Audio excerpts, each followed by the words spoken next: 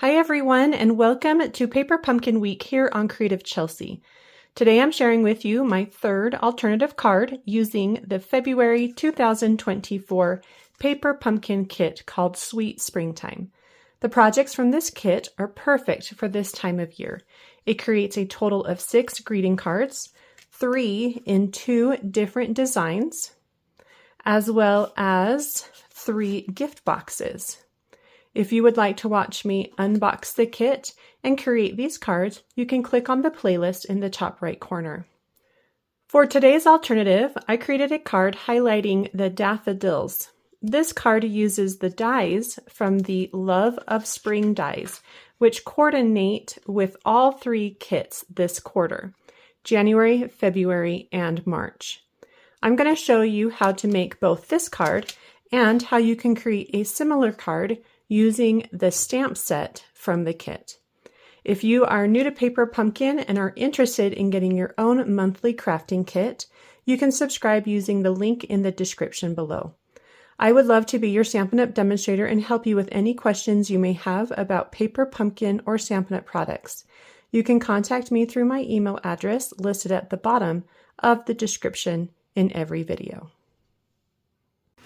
To begin, we're going to start with the gift boxed template, and we're going to cut off all of these little flaps. You're going to want to save those flaps, so don't throw them away.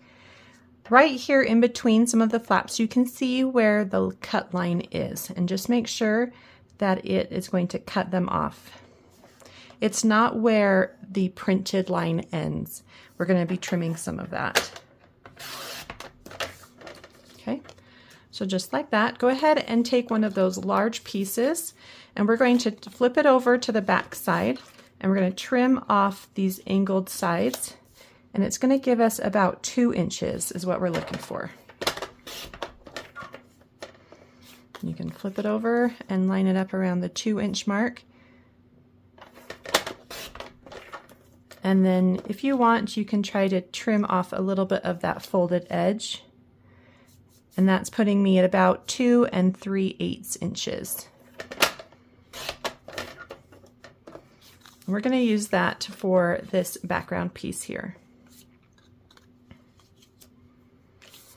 Then from this, and actually before we go any further, we want to make sure that these little dots don't come out. And so to keep them from falling out, what I did is I took some of the tear and tape, and this does come in the kit, and I just put them along the back to hold everything together. And then don't remove the paper backing. You're just going to keep it on the tear and tape. And this will just keep all of those little dots right where we want them, so that as we're doing our cards, they don't come out. So from here, we're going to trim off. Let's just go on this side. We're going to line this up. This is the straight edge at 4 inches. That's the width that we want for this card. And then we're going to separate the 2 patterns.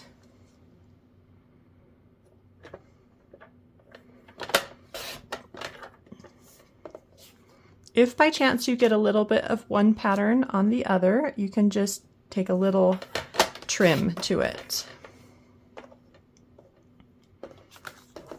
So these 2 pieces do have some score lines on them, and it's pretty obvious. And so to hide those score lines, one of my techniques to do that is to run them through an embossing folder. I'm going to use kind of this crosshatch pattern from the Basics 3D pack. It's a pack that has 3 embossing folders in it, and this one I think hides it really well. If you have a different embossing folder, then go ahead and use that. Just go ahead and put both of those in at the same time, and then run it through my Stampin' Cut and Emboss machine. And then they're going to look something like this. For the card base, I am using some soft Sea Foam Cardstock, and I'm going to go ahead and add these 2 rectangles onto the card base. Place the first one to the right side of the card base about 3/4 of an inch or so from the top. And then the second one, which I'm using, is the pink one. I'm going to place that to the left and overlap them just slightly. So however much of an overlap you want is fine. Doesn't have to be perfect. The other thing that you need from the kit is the purple banner. I'm going to flip it so that the shorter end is on the left and the longer end is on the right. And I'm going to stamp Happy Easter on that long side in early espresso ink.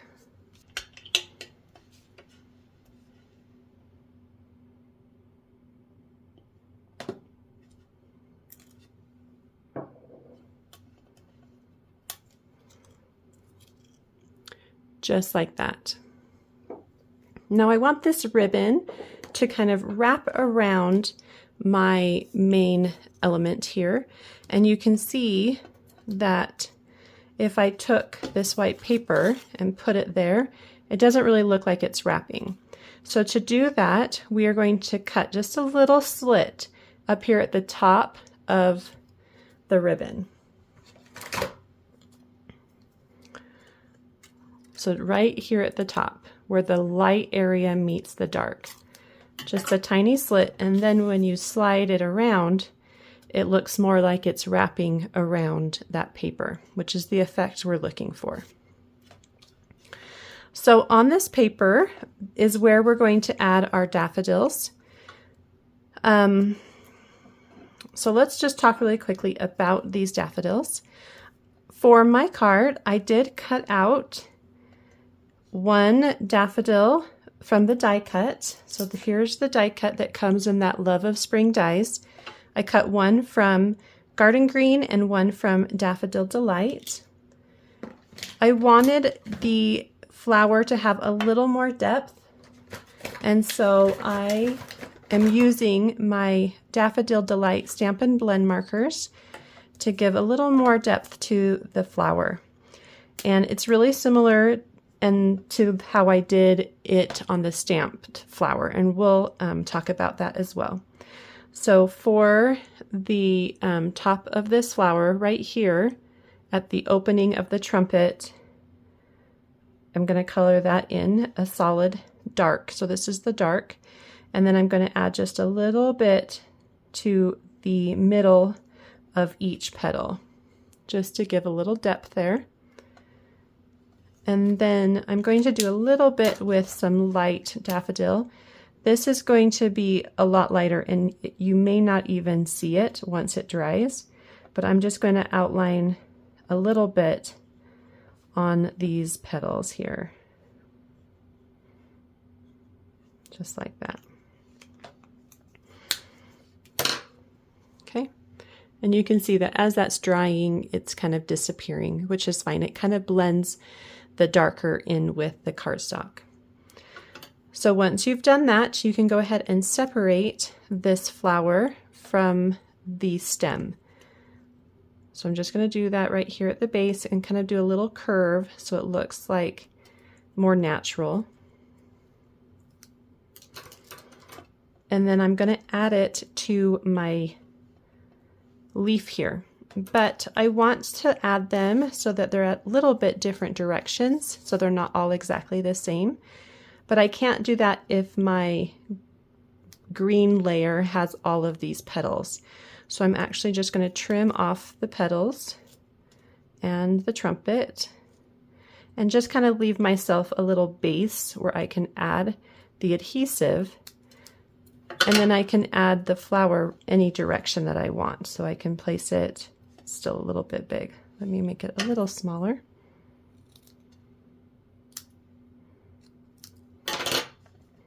So then I can add it pointing to the right, or I can add it pointing to the left. And so that's kind of fun to give yourself some options. So we're going to add just a little liquid glue or a glue dot, and then kind of decide how you want it to be on that leaf here, or on the stem. Okay, so once you've done that with one of your die cuts, you're going to repeat that 2 more times so that you can get 3 daffodils. Then you're going to take 2 of these Granny Apple Green leaves, and this die cut also comes from the Love of Spring dies. And we're going to cut this just right here. So we have 2 larger leaves and then the 3 at the top, and just cut that right in the middle. This is going to add a little fuller look to your daffodil. I'm just going to place it directly behind that stem, just like that. So you can see how it just makes a fuller daffodil. So that's the 2 leaf, and you would just do the exact same thing with the 3 leaf. Just place it right at the bottom, directly behind that daffodil, and that's how you get the 3 leaf. And then from there, you're going to add these to your white paper. You can place them at different heights, and they're added just directly onto the paper. There's no dimensionals between the daffodil and the white. And you can group them, so there's 2 and then a 3rd, or you can have them all be centered. It's totally up to you. So if you don't have the dies to create these daffodils, I wanted to show you a variation using the stamp that came in the kit. So I've got the Daffodil stamp, and I'm going to go ahead and ink it up with the Early Espresso ink from the kit, and I'm going to stamp it onto my white paper. And I'm going to do that twice.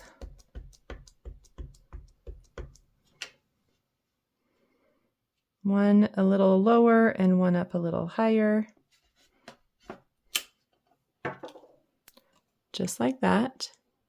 They overlap a little bit, but that's okay. Then I'm going to color these in with some markers, and I'm going to do the flower with my daffodil markers. I am going to use the light daffodil first, and I'm just going to kind of lightly fill in. I'm going to be really careful not to add too much marker to my stamped image because I don't want to make the image bleed.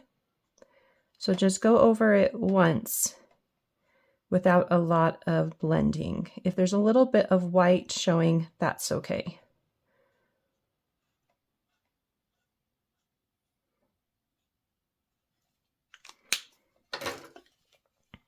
So it looks something like this. Then I will take the dark and do similar technique to what I did with the die cut. And I'm just going to fill in the top of the trumpet, maybe a little bit along the right side. This just helps show that it's a rounded object.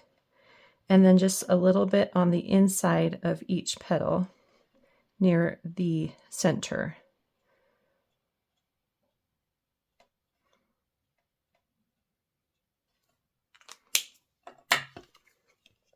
So it's going to look something like this. So next I'm going to take my Stampin' Write Garden Green marker. Stampin' Up! Does not make a Stampin' Blend marker set in Garden Green. I'm going to take the brush tip here and fill in the wide leaves. And then I'll take the fine point side and do the stems. Now, Stampin' Write markers are really great for when you want to color something in with a solid color. The Stampin' Blend markers are better if you want to have light and dark because they do come in those 2 variations. They also help give more depth to your image. You can also use Stampin' Write markers to color onto stamps if you want like a multi-colored image. This is the older style where the fine tip is just a little different than the new style, but I don't have the new ones in this color yet.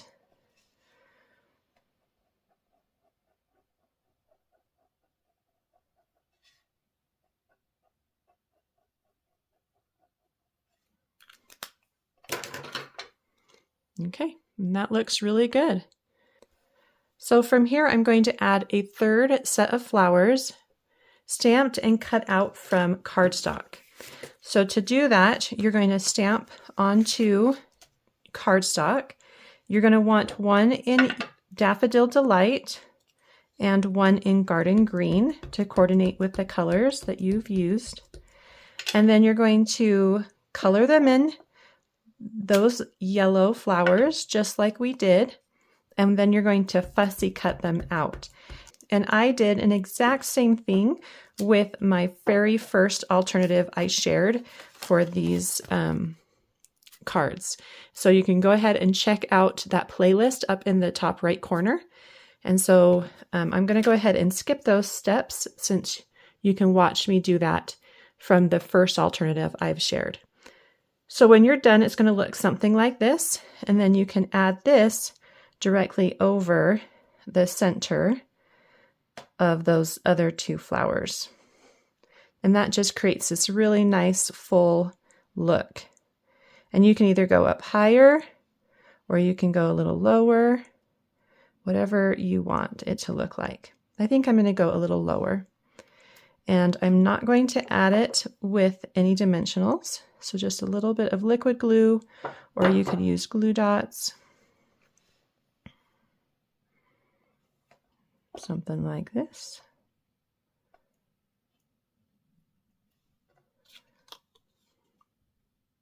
Okay, I think that looks really fun. Then you're going to take your Happy Easter banner and you can add it right near the bottom of those daffodils, just like this. I might bring it down just a little bit more. Doesn't that look so good? Okay, so let's go ahead and add this. This is added with just liquid glue as well, or you could use the tear and tape if you wanted. And again, you're going to just kind of stick it right in that slit that you made to make it look like the paper is being wrapped around the background.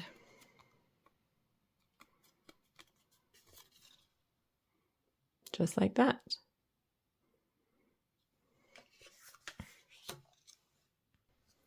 Then you're going to add some dimensionals to the back, and then we'll just pop this right onto our card, kind of in that right area,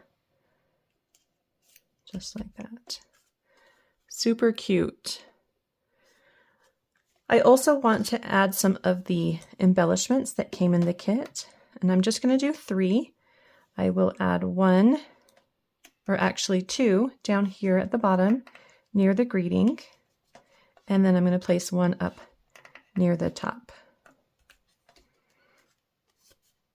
And your card is all done. Before I say goodbye, I'd like to know, which card do you like better? Do you like the die cut or the stamped version? Let me know in the comments below. Well, I hope you enjoyed watching me create these 2 variations to the February 2024 Paper Pumpkin Kit. If you're interested in seeing written instructions or close-up images on how I created these cards, you can visit my blog, creativechelsey.com. Thanks so much for watching. Have a creative day. Bye.